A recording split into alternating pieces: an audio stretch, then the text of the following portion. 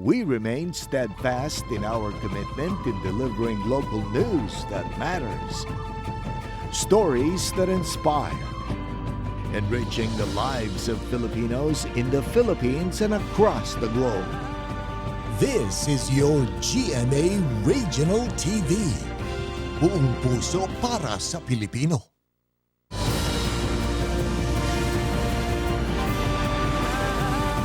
Ito ang GMA Regional TV, One Mindanao.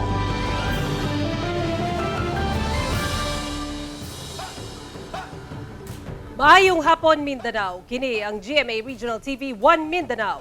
Hatod namo ang pinakadagog pinakauling balita sa Mindanao. Ako si Sara Hilomen Velasco.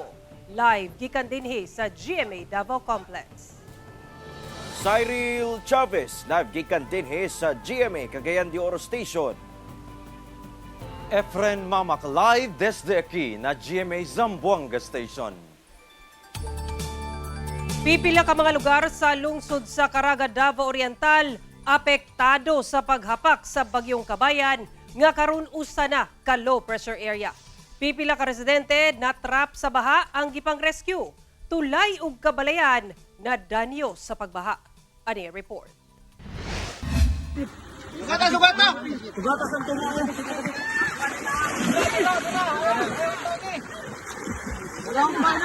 Malampuson nga na-rescue sa BFP Caraga responders ang usa ka 3-month-old nga baby.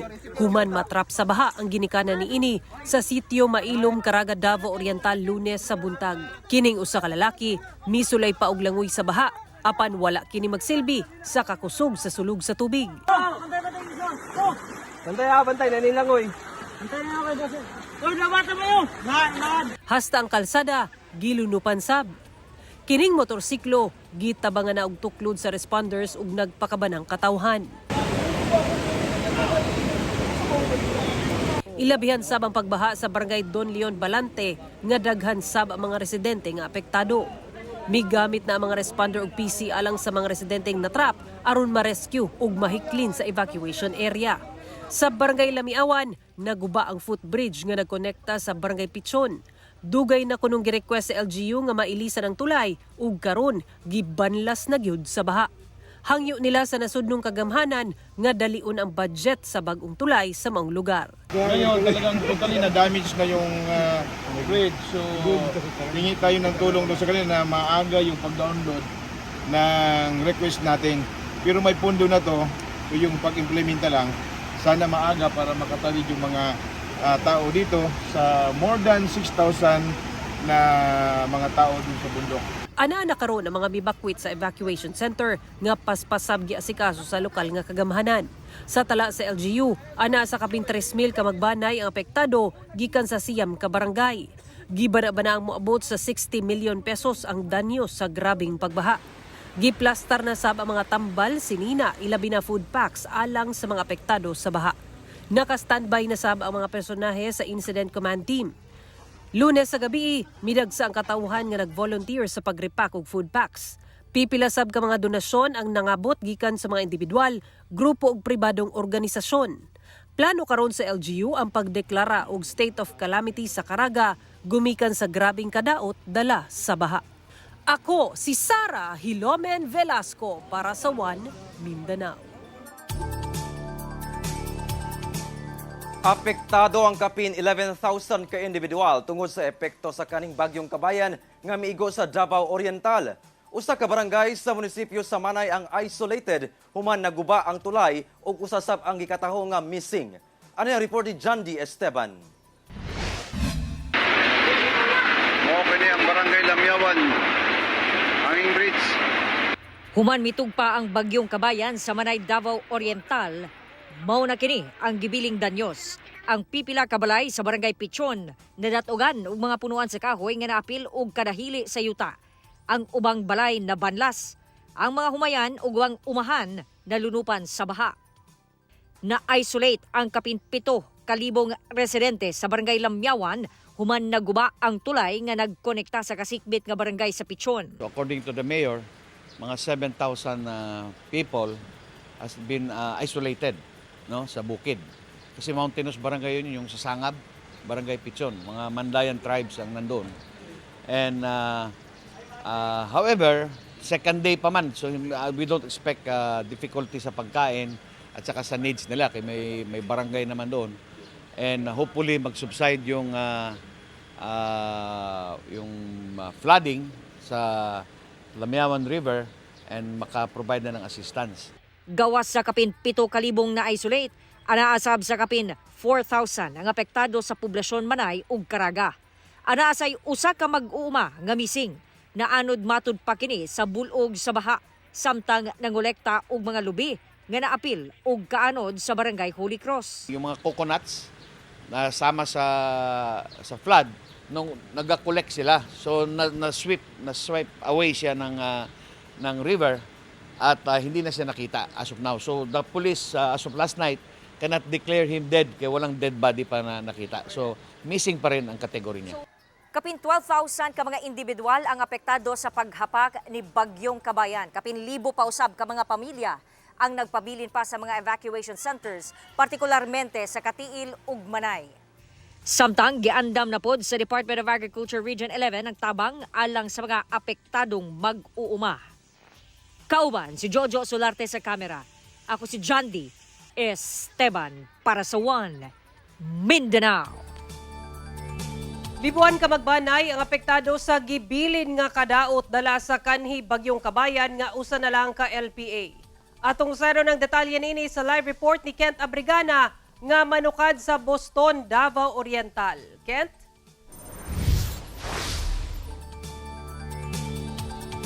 Sara, kapin 12,000 ka magbanay sa Surigao del Sur ang na-displace tungod sa epekto sa kanhing tropical storm Kabayan.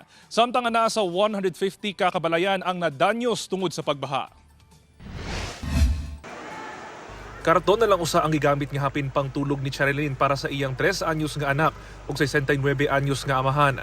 Mihiklin sila sa tilahi covered court sa Tandag City sa Surigao del Sur. Human gibaha ang ilang kabalayan epekto sa kanhing tropical storm Kabayan. Ang iyang bana nga maoy nagsuporta kanila, nagpabilin una sa ilang umahan, nanilok sa ilang pananom nga pwede pa mapahimuslan human nadanyo sa baha. Gusto na ako makabalik. Kaya kalisod nga ni ang pagkaturog, nga na ba? Usa lang si Cherilyn sa kapin 41,000 ka individual sa Surigao del Sur nga mihiklin tungod sa kanhing tropical storm Kabayan. Sa tala sa PDRMO Surigao del Sur, kapin 12,000 ka magbanay ang na-displace gikan sa 189 ka barangay sa probinsya. Sa buong tala, 10 daghang pamilya ang naapektuhan sa lungsod sa San Miguel. Makikita natin dito, siya ang pinakamakalaki kasi catch basin ng kanyang area na napapaligitan sila, napapalimutan siya ng mga bundok at wala siyang ibang daanan ng tubig. Isa lang talaga ang malaking ilog dyan, kaya naman tumataas kagad ang tubig. 5 kakabalayan usab ang totally damaged, samtang 146 ang partially damaged. Sumala sa PDRRMO, dugang problema karon ng kadaot dala sa pagbaha sanglit di pa lang dugay niadtong December 2 nakasinati sab og kadaot ang probinsya dala sa magnitude 7.4 nga linog. Kasi naging dalawa ngayon ang ating focus. Noon sana ang focus natin is doon lang sa pinsala ng lindol. Ngayon dito na naman yung baha. Makikita naman natin ngayon mga binabaha ng mga farm areas, agricultural areas. So magiging dalawa ang focus ngayon. So ito medyo magiging challenging na naman sa ating gobyerno sa ngayon. Hinuon kay usa na lang ka low pressure area ang kanhi Bagyong Kabayan. Nanguli na sa ilang mga panimalay ang ubang mibakwit sama ni Ernie nga nagsaulog sa iyang adlaw nga tawhan. Nag-open na pod mi, amo na pod gi-plaster ang kuan namo trapal. Kay basin mo hangin na sad, mo ulan, unta nga dili namtan mo kuan pa ang kuan. Hangin kay lisod. Apan ang uban nang hinaot nga dili na mausab ang ilang kalisod ilabi na karong nagaduol ang Kapaskuhan. Unta dili na maghangin otro. Lisod kaayo sir, wala mo trabaho. Wala mo sweldo. Sara, sukad buntag hangtod udto, ulan init ang atong nasinati nga panahon sa Surigao del Sur. Gani bisan pa man og anaa lang kini sa LPA ang maong bagyo, posible gihapon ang mga tsansa sa pag-ulan tungod sa maong LPA ug shearline. Sara. Okay, dagang salamat Kent Abrigana.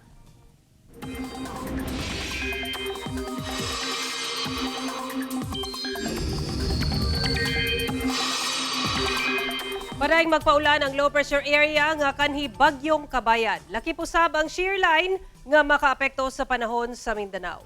Uling nasiplatan ng LPA sa 290 kilometers west-southwest sa Zamboanga City. Sumala sa pag-asa, ubos ang tsansa nga mukusog kini ug mahimong bagyo pagbalik. Sumala sa pag-asa kini gihapon ang magdala og mga pag-ulan sa Mindanao, laki pang epekto sa shear line. Base sa datos sa Metro Weather, ulanon ang dakong bahin sa Mindanao, sama sa Misamis Occidental, Northern Mindanao, Barm, Soxargen, Caraga ug Davao Region. Posible ang mga kusog nga pag-ulan nga moresulta sa pagbaha o landslide, busa mahimong alerto mga kapuso. Usa ka delivery van nga adunay karga nga mga smuggled nga sigarilyo ang naharang sa usa ka checkpoint sa kapulisan sa El Salvador City, Misamis Oriental. Ang detalye sa report ni James Paulo Yap, exclusive. Balhog karon sa El Salvador City Police Station ang duha ka mga sospek nga giingong nagdala og mga smuggled nga sigarilyo sakay sa usa ka van sa El Salvador City, Misamis Oriental. Nadakpan ang duha kinsa giila sa kapulisan nga sila Albert Nano, driver sa truck ug ang pahinanti niini nga si Rochelle Bongolo, kinsa pulos mga taga Pagadian City. Sumala sa kapulisan pasado alas 4 sa kadlawon adlawng Martes, dihang gipara nila ang duha samtang nagpaygayon sila og spot checkpoint sa barangay Amoros, El Salvador City. Gihangyo namo sila nga paabrihan kay kining upon checking sa ilahang documents nga unsay karga nila, karga sa ilang van, wala man sila ginapakita. Ang giingon ra nga sir, parcel ang sulod sa mong van. So among gihangyo nga kung pwede maabrihan. Pero ano man sila, ni sabit man po sila din.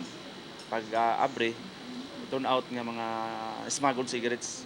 Bikabat sa 50 ka mga kahon sa mga giingong smuggled nga sigarilyo ang nakumpiska sa kapulisan sulod sa maong delivery truck. Gibana-bana ang mukabat sa kapin 1.4 million pesos ang kantidad sa maong mga illegal nga sigarilyo. Hinuon giangkon sa duha ka mga suspect nga smuggled nga mga sigarilyo ang ilang karga. Apan depensa nila, igo lang kuno sila gisugo nga ihatod kini sa Cagayan de Oro City. Gikumpirma sab nila nga gikan sila sa Pagadian City. Pero pagkarga sa inyo, kabalo na mga sigarilyo nila. Nakabalo, sir. Sabi nyo, namasin lang mo, balusok. Namasil lang yun, sir. Wala mong biyahe yun, sir. Utan yun, sir. Ha? Utan yun mong biyahe. Sato? Utan, gulay. Utan yun yung biyahe. Oo. Anong napasuko ko ng sigarilyo? Wala pa may gulay yun, sir. Biyahe, pamasko ba, sir? Dili siya excuse no na makuan sila no, na dili sila liable.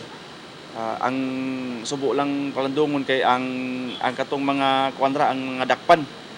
Mga ultimo lang atong mga dakpan ang katong yung mga big time na mga syndicates ani. Luwas gid sila kay dili pagid sila makuan.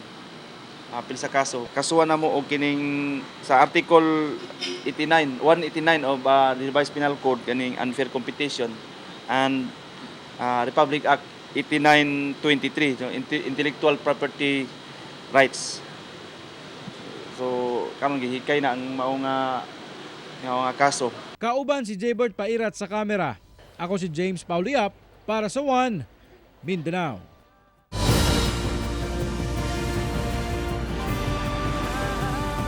Ito ang GMA Regional TV, One Mindanao.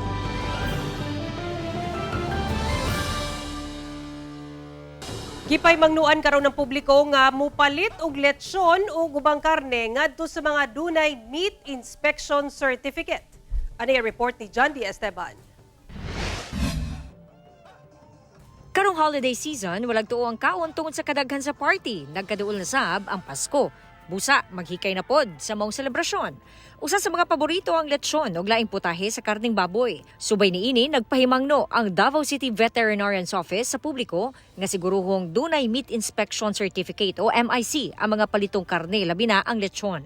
Ang MIC ang magpamatuod nga miagi sa legal nga proseso ang pag-ihaw sa mga baboy ug didto kini giihaw sa accredited slaughterhouse, busa luwas kining kanon. Ang mga walay mapakitang certificate, kumpiskahon ang mga baligya. Na-establishment ay sila nakasabit na MIC or Meat Inspection Certificate para sigurado tayo. Kasi with the Meat Inspection Certificate, you will know the name of the establishment or the slaughterhouse, no? And then yung destination ng inyong karne kung saan. Yun yung traceability ang importante kasi. So kung may nangyari, no, something happened, no, we can pinpoint na saan nanggaling na establishment. Sa Agdao Public Market, regular ang inspeksyon sa mga baligya sa palengke. We have market inspectors going around sa ating mga meat stalls na what we're looking for is the NMIS certificate, no? So nakatatak yan sa kanila mga carcass, no? And then we have assigned personnel from the City Veterinarian's Office doing the inspection every day po. Susama-sab ang pagsiguro sa City Vet alang sa mga baligyang isda labi na ang tuna. Gipasabot sab sa City Vet ang pagsuta sa presko nga tuna. Na pag fresh daw pink, no? Pink or red ang tuna, hindi po talaga ganon. It varies, no? Kay kung saan siya nahuli na isda, ang lugar, and then yung edad ng isda, and then ang kinakain ng isda. If the fish or yung tuna po feeds on krill or shrimp, usually the flesh is darker in color. Kauban si Jojo Solarte sa kamera. Ako si John D. Esteban para sa One Mindanao. Department of Trade and Industry Misamis Oriental uban ang Cagayan de Oro City LGU nagpaygayon og diskwento caravan Noche Buena Edition. Sugod adlang Martes, Disyembre 19 hangtod Miyerkules, Disyembre 20, nagkadayang retailers ang mamaligya sa mini park sa Cagayan de Oro City Hall. Ang mga baligya sagad mga Noche Buena item nga mapalit sa baratong presyo o nakasulod sa price guide subay sa pulisiya sa DTI.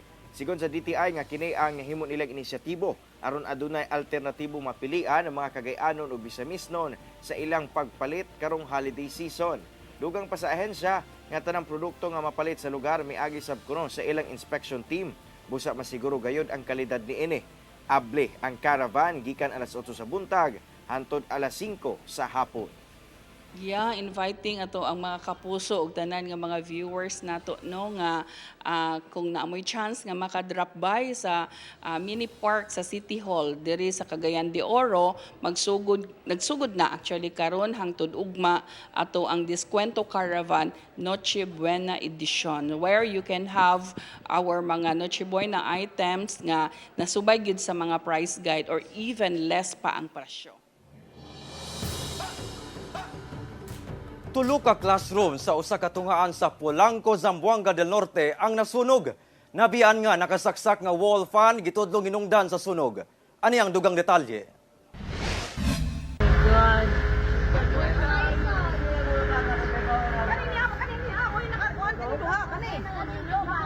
Mao kini ang dakong kalayo nga milamoy sa pipila ka mga classroom sa Lingasad Elementary School sa Barangay Lingasad sa Polanco, Zamboanga del Norte pasado alas 10 Lunes sa buntag. Nadeklara kining fire out human sa 45 ka minutos. Sa investigasyon sa kabomberohan, ana sa tulo ka instructional classrooms ang nasunog kung asa duha niini ang totally damaged. Sa maong sunog, naog daw ang mga electrical appliance, furniture, bangko, lamesa, lakip mga libro ug uban pang classroom materials. Matod sa VIP Zamboanga del Norte, subay sa initial nga investigasyon og sa mga nakasaksi, nabiyaan nga nakasaksak nga wall fan ang posibleng hinungdan sa sunog. Minsan siguro niya siya pag-ibot. So ni overheat at posible po na po sa iyang mga mechanical parts pa basig no na po damage nga ni cause overheating. Then na-ignite siya. Giba na ang moabot sa 1.3 million pesos ang danyo sa sunog. Hinuon walay naangol sa insidente. Wala say klase ni adtong tungura. Matod sa CDRRMO, nakatagdang magpulong sila kauban ng DepEd og Polanco LGU alang sa pagpatukod og bagong classroom sa maong tunghaan. If dili na nato gamiton ng ato mga appliances diya or unsa magaling nga tawag nato kanang nagamit og kuryente, ato i-off. Umahimo ka nang sa mga classroom na man na siya kagli mga plangka or breaker before mo ipang-off gid sa tanan. Umahimo i-check gyud. Ako si Efren Mamak para sa One Mindanao.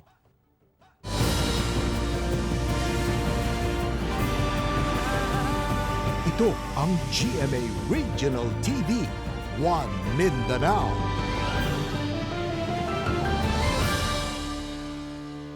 Patay ang usa ka lalaki sa Davao City human gidunggab. Hinuon sospek na dakpan sa kapulisan. Love triangle ginalantaw sa kapulisan nga motibo sa krimen. Ani ang report ni John D. Esteban. Samad dinunggaban sa kuto-kuto ug sa likod ang naangkon sa 34 anyos nga si Gordon Gabrines, usa ka empleyado sa gobyerno. Gawas sa ilahang balay sa Rizal Extension, Barangay 38-D, Davao City.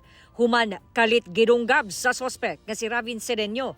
Sumala sa investigasyon sa San Pedro Police, miangkon kuno ang asawa sa sospek nga katrabaho rapod sa biktima nga dunay nahitabo kanila ni Gabrines kinsa duna say kapuyo.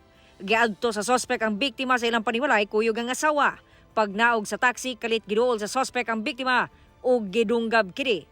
Nadala pa siya sa ospital apan gideklara gihapon kining dead on arrival. Kalipin sa victim o kaning asawa sa suspect, nagkasinabot karon nga magkita. Upan po ang suspect kay gusto lagi daw unta nga istoryahan kay nabulgar na malagi daw kuno ang relasyon. Niadto karon ang suspect kauban na iyang asawa dito sa victim. Pag naog nila sa taxi, ikalit lang o kadunggab sa suspect ang biktima.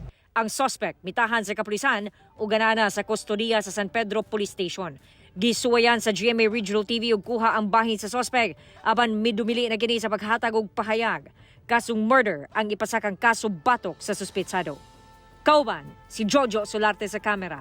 Ako si Jandy Esteban para sa One Mindanao. Target sa Department of Health Region 9 ang zero firecracker-related injury sa pagsaulog sa Pasko ug bag-ong tuig. Samtang pahimangno sa otoridad nga bawal ang paggamit og boga. Sa nagpadayong kampanya sa DOH9 sa iwas paputok karong Pasko ug bagong tuig, target sa ahensya ang zero firecracker-related injury.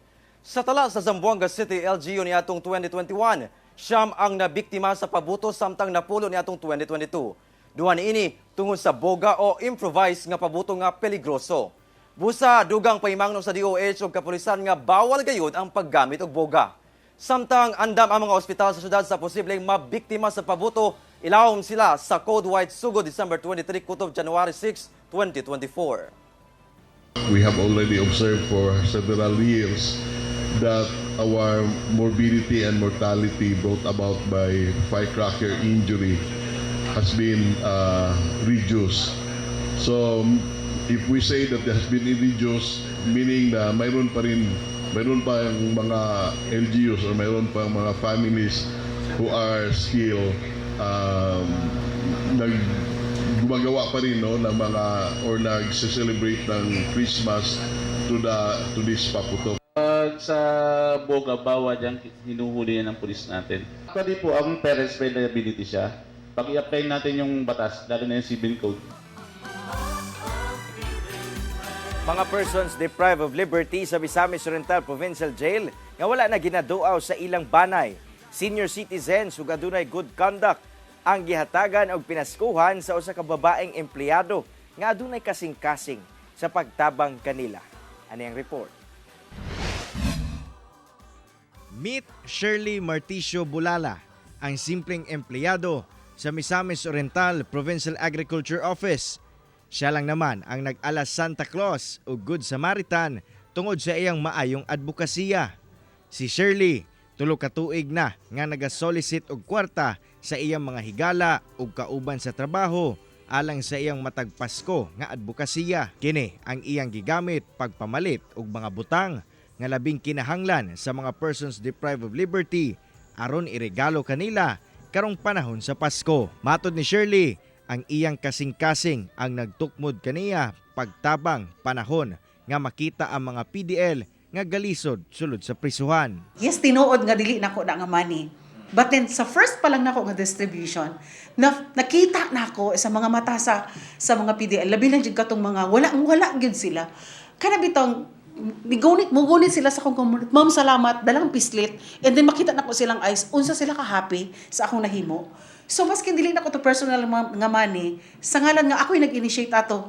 Ako ang happiness eh. It's all jud ako agyud. Karong tuiga, sobra gatos ka mga persons deprived of liberty ang nakadawat siyang hinabang gikan sa iyang mga donor. Ang mga nakadawat nga PDL, mga senior citizen, mga wala na giduaw sa ilang mga banay, ingon man mga PDL nga adunay good conduct sulod sa prisuhan. Mapasalamaton kami nga din nakita pagyapon mi ni Ma'am Shirley o pagyapon mi kanang nahinumduman labi na sa panahon nga inani nga adlaw sa Pasko. So dako kayong kalipay susama namo nga taod-taod na sad ang pipila nga wala na duaw sa ilang mga tagsa-tagsa ka pamilya. Sa maayong binuhatan ni Shirley, dako sab ang pagpasalamat sa kadagkuan sa MOPJ. Dako kayo ng tabang o kanang maka-relieve pud sa feeling sa mga PDL kay sila mismo ma-feel gid nimo ang Pasko.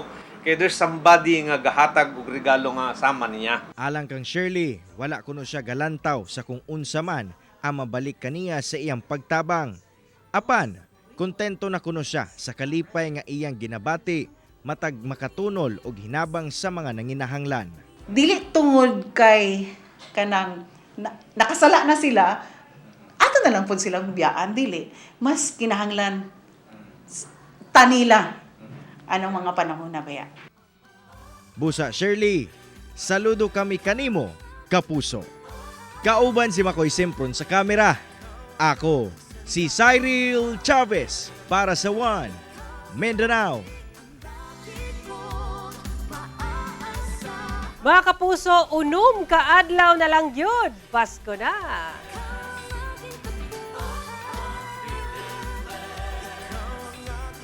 Mao kadto ang mga ulahing balita sa Mindanao karong adlaw. Mamahimo ninyo kining makita pag-usab pinaagi sa pagbisita sa official website sa GMA Regional TV o bisita ang among official YouTube channel o i-click ang subscribe button para sa pinakaulahing balita. Muchísimas gracias sa ato mga kapuso sa Mindanao nga nagalantaw kanamo ug sa ato mga kapuso abroad. Padayon lang sa pagtutok sa mga lokal nga balita matag adlaw tungod sa GMA Regional TV Local News Matters. Kami ang GMA Regional TV 1 Mindanao. Tibok pwersa para sa mas na komisyon ug mas halapad nga pagserbisyo sa nasod.